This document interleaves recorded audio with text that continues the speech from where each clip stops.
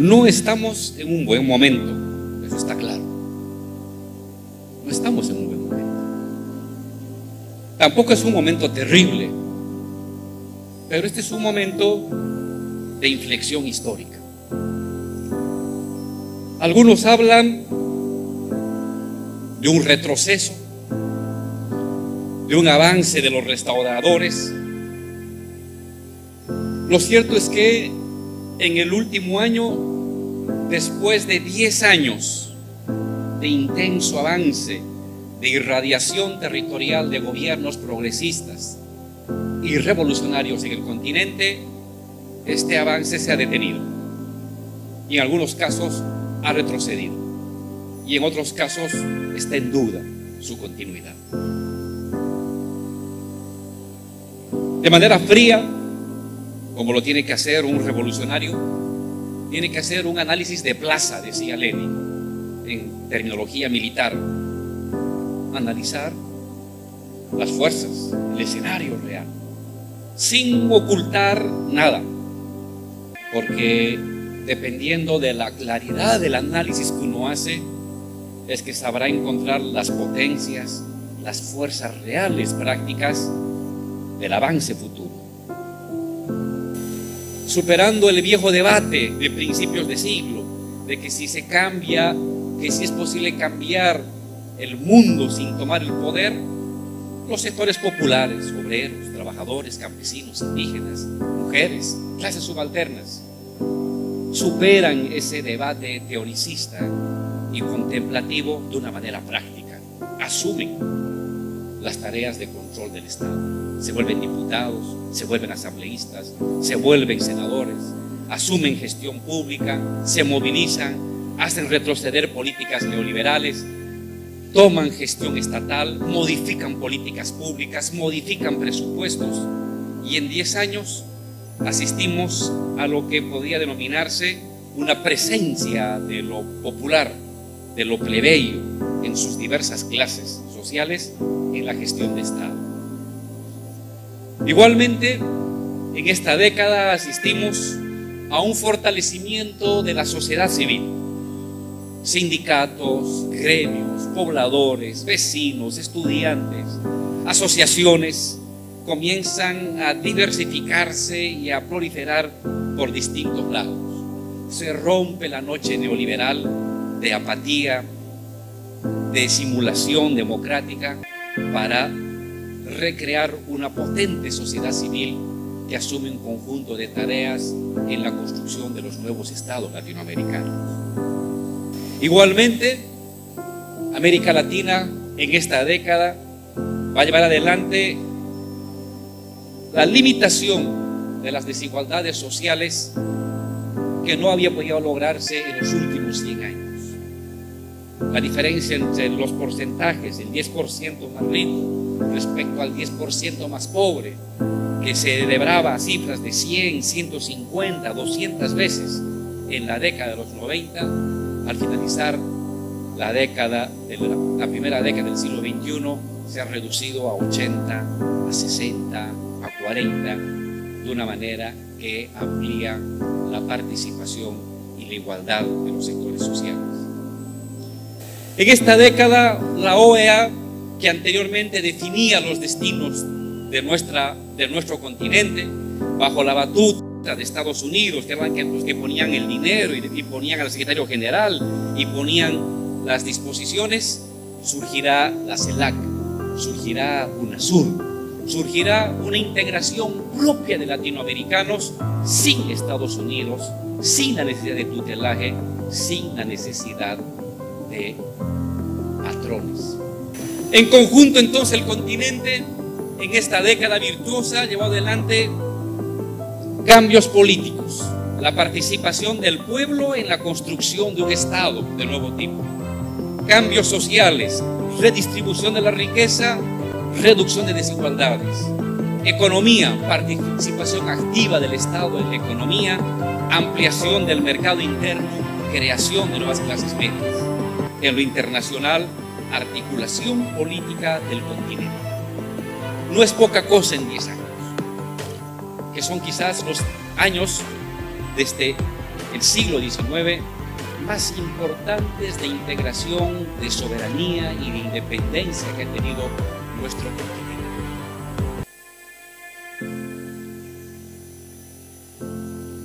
Sin embargo, y hay que asumir de frente el debate,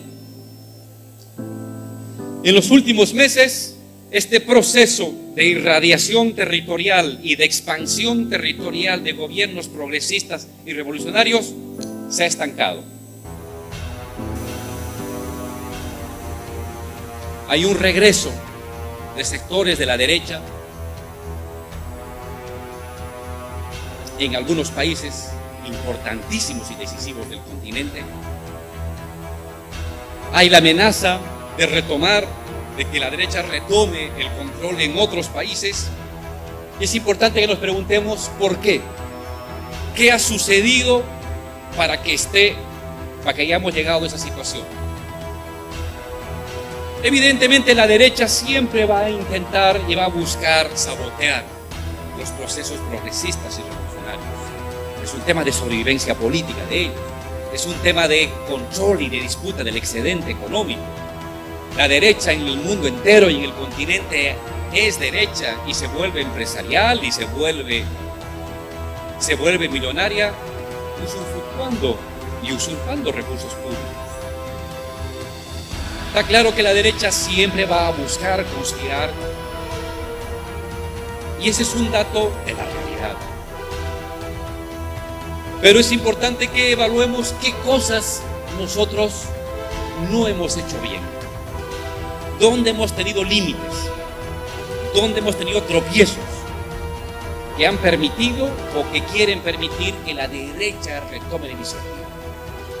Porque si nos damos cuenta de dónde está nuestra debilidad, está claro que podemos superar esa debilidad e impedir ese regreso de la derecha o retomar nuevamente la iniciativa para sustituir a la derecha mediante nuevamente la movilización democrática del pueblo. Claro, en oposición, cuando uno es opositor, no gestiona nada.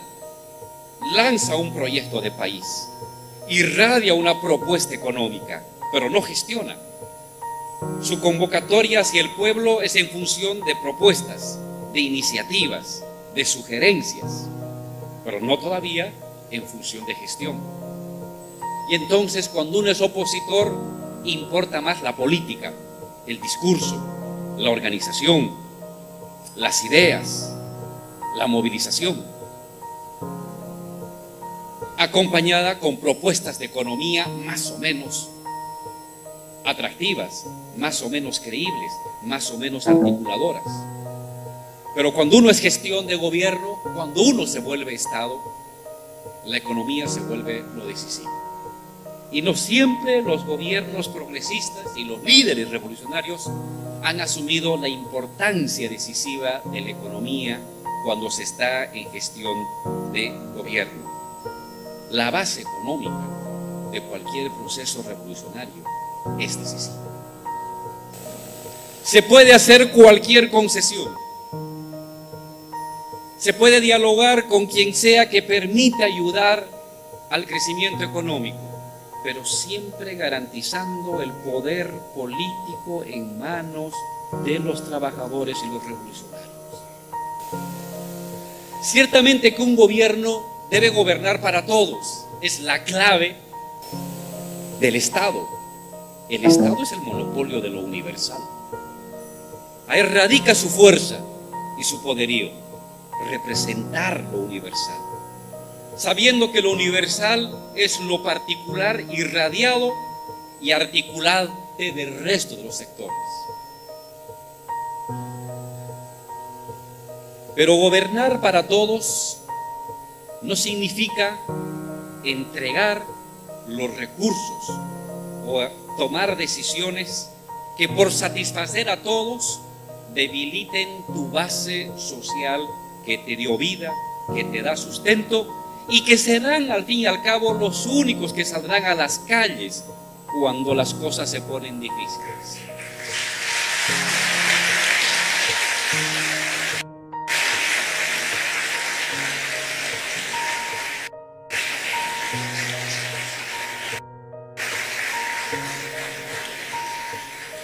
¿Cómo moverse en esta dualidad?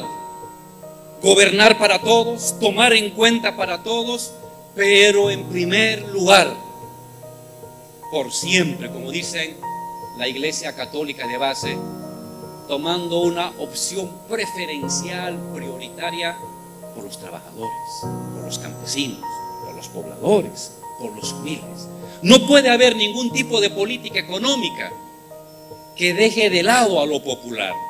Cuando uno hace eso, creyendo que va a ganarse el apoyo de una derecha o que va a neutralizarlo, cometió un error, porque la derecha nunca es leal, nunca va a ser leal.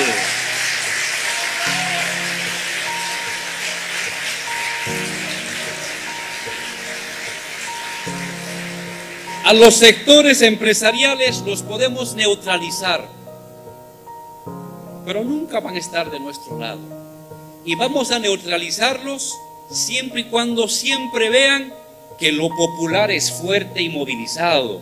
El minuto que vean que lo popular es débil o que se golpea lo popular, los sectores empresariales no van a dudar un solo instante para levantar la mano y clavar un puñal a los gobiernos progresistas y revolucionarios.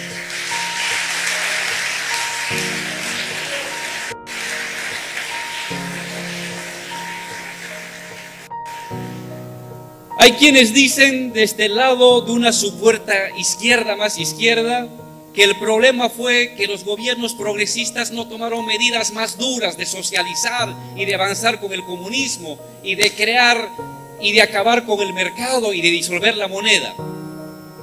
Tontos. Como si el problema fuera un tema de voluntad o de decreto. No es un tema de voluntad ni de decreto. Se puede sacar un decreto que diga ya no hay mercado. Sin embargo, el mercado va a seguir. Podemos sacar un decreto que diga ya no hay compañías extranjeras. Sin embargo, las herramientas para los celulares o para las máquinas igual van a requerir el conocimiento planetario universal que nos envuelve a todos. Un país no puede volverse autárquico. Ninguna revolución ha aguantado ni va a sobrevivir en la autarquía y en el aislamiento. O la revolución es continental o mundial, o es caricatura de revolución.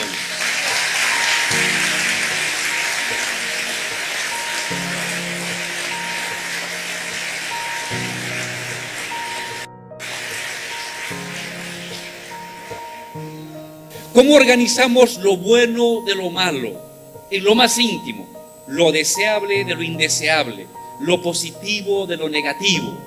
No se trata de un tema de discurso, se trata de un tema de nuestros fundamentos íntimos en cómo nos ubicamos en el mundo. Es más importante ser un dirigente de barrio, ser un dirigente de universidad, ser un comentarista de radio, ser un dirigente de base que ser autoridad. Porque es en el trabajo cotidiano con la base donde uno gesta la construcción de sentido común. Y cuando vemos camadas enteras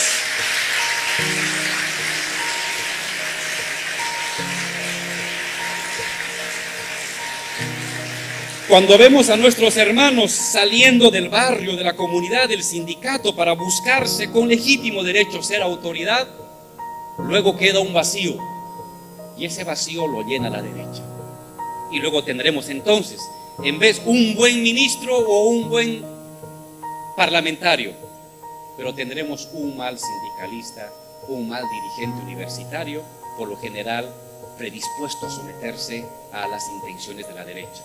Vuelvo a decir, cuando uno está en gestión de gobierno, es tan importante un buen ministro y un parlamentario como un buen revolucionario, dirigente sindical, barrial y estudiantil, porque ahí también se hace parte del proceso revolucionario.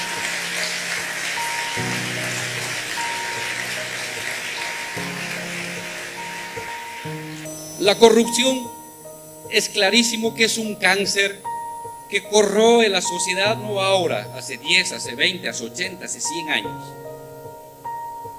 Los neoliberales son ejemplo de una corrupción institucionalizada, cuando agarraron la cosa pública y la convirtieron en privada, cuando amasaron fortunas privadas, robando fortunas colectivas a los pueblos de América Latina.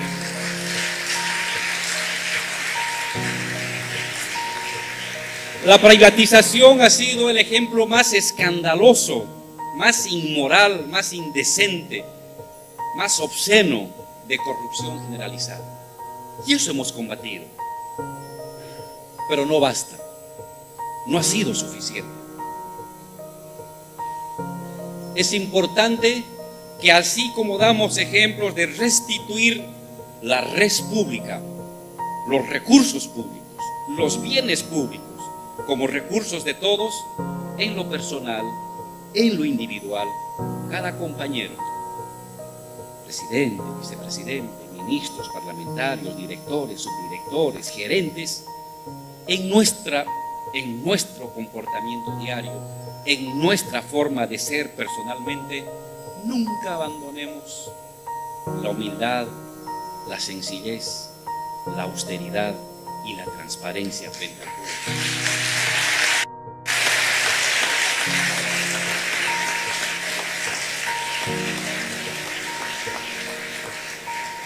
Hay una campaña de moralismo insuflado últimamente por los medios.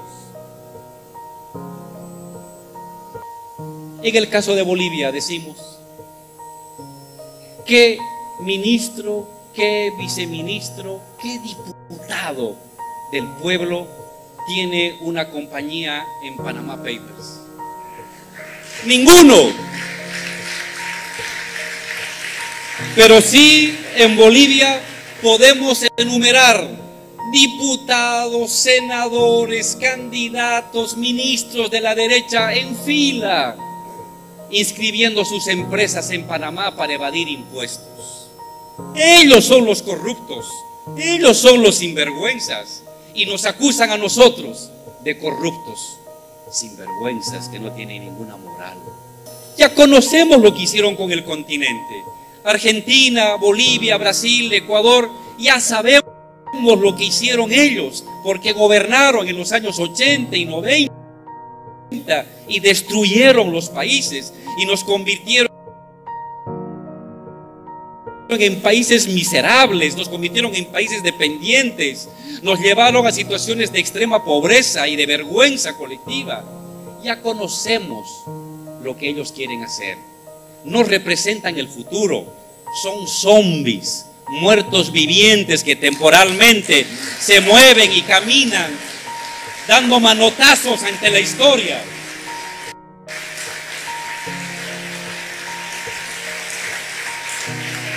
Pero en las revoluciones democráticas tienes que convivir con tu adversario. Lo has derrotado, lo has vencido. Discursivamente, lo has vencido electoralmente, lo has vencido políticamente, lo has vencido moralmente, pero ahí sigue tu adversario. Es parte de la democracia, es parte de las reglas democráticas. Si todo dependiera de las instituciones, esa ya no es revolución. Ninguna revolución la hacen las instituciones, las hacen las personas, las subjetividades, los individuos.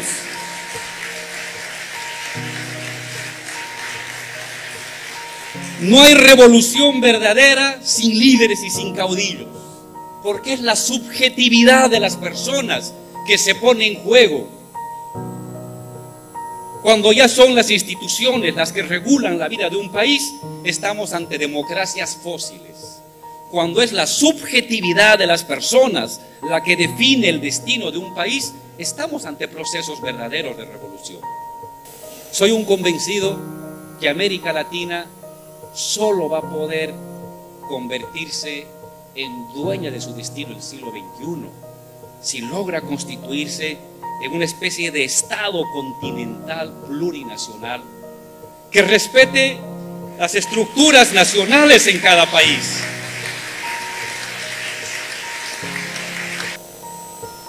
Tocan tiempos difíciles, pero para un revolucionario los tiempos difíciles es su aire. De eso vivimos, de los tiempos difíciles. De eso nos alimentamos, de los tiempos difíciles.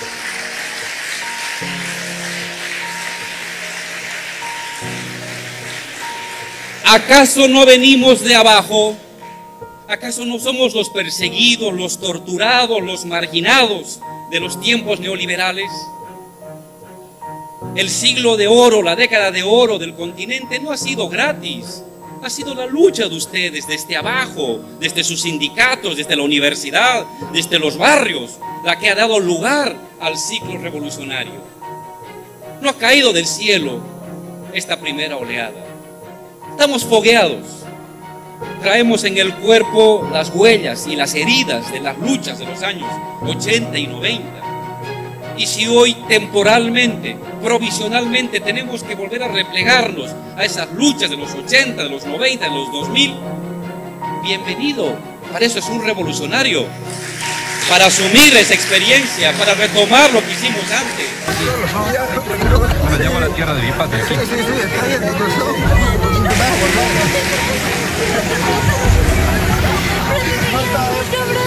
Luchar, vencer, caerse, levantarse, vencer, caerse, levantarse, luchar, vencer, caerse, hasta que se acabe la vida. Ese es nuestro destino. Para eso estamos.